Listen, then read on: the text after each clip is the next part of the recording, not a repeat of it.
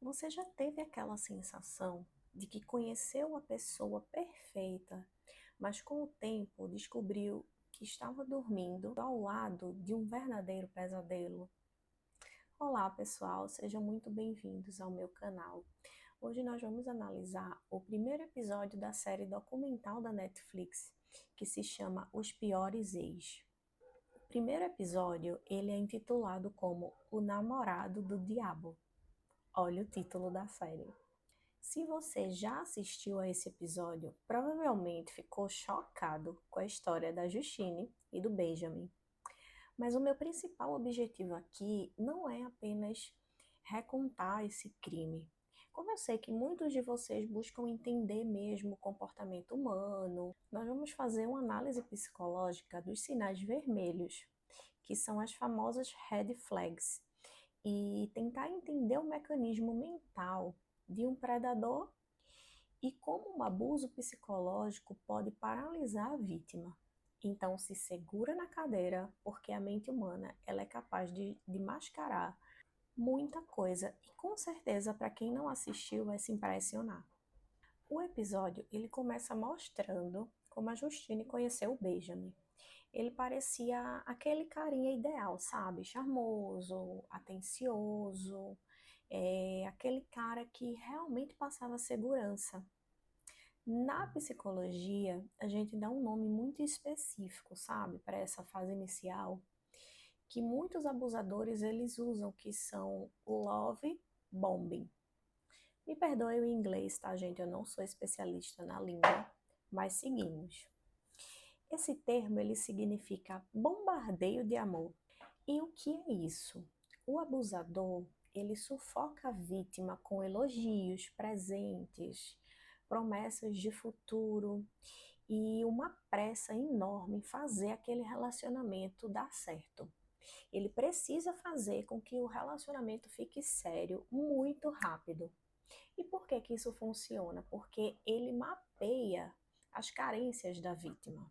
A Justine, ela estava em um momento muito vulnerável e ele se apresentou como a solução exata ali, era tudo que ela precisava para ela suprir todas as necessidades e as inseguranças que ela tinha.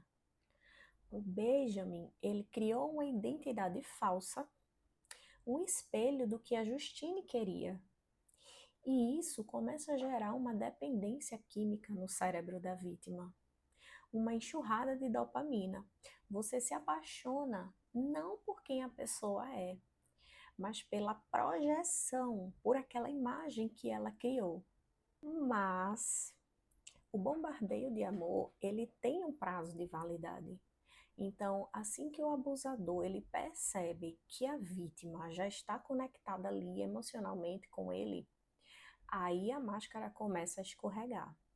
E no caso do Benjamin, isso escalou de uma forma muito aterrorizante.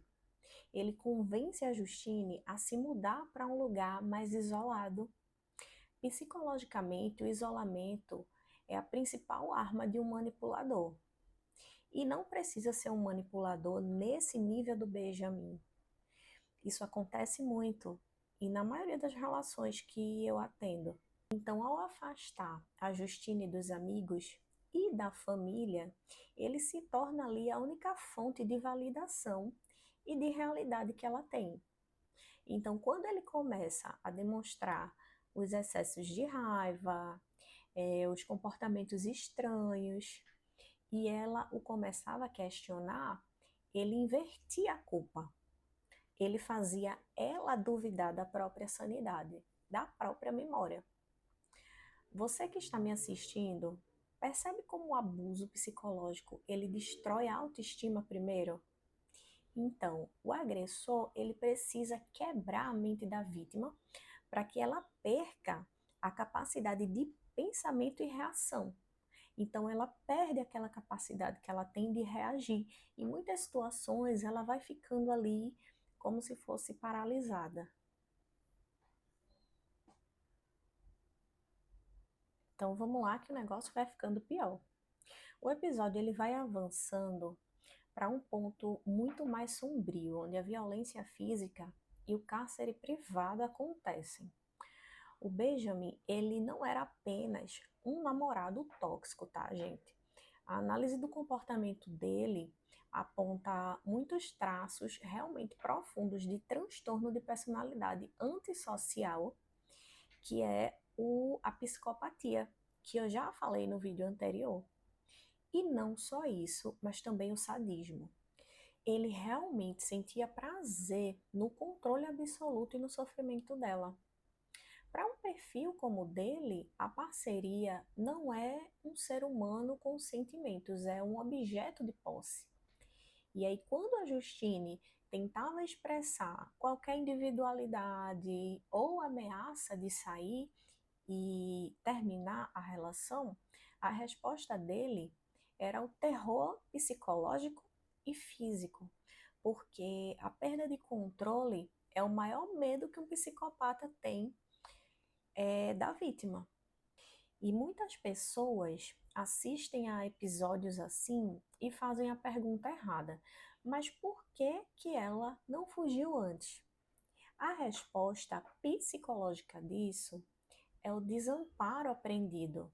Ela tinha muito essa sensação de desamparo, de desamor. Depois de tanto trauma e ameaças constantes à vida, o cérebro da vítima, ele entra em um modo de sobrevivência puro.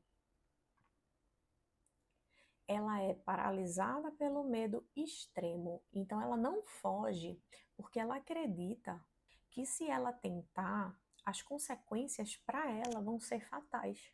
Ela fica paralisada pelo medo. Nesse episódio vai acontecendo várias atrocidades. Ele bate nela, ele ameaça, ele faz coisas horríveis que eu não vou expor. Eu deixo para que vocês possam assistir, mas a história da Justine, ela é muito dolorosa. O fato dela ter sobrevivido e estar contando a história é um ato de coragem gigantesco, porque você imagina uma mulher expor tudo que ela passou a público dessa maneira. O desfecho desse episódio, ele nos mostra que esses predadores contam com o silêncio e com a vergonha das vítimas. O grande aprendizado psicológico de Namorando o Diabo é: confie no seu instinto. Se o início parece perfeito demais para ser verdade, desacelera. Se a pessoa ela tenta te afastar de quem te ama, ligue o alerta vermelho. O abuso físico quase sempre começa com o abuso psicológico ali, de uma forma muito sutil.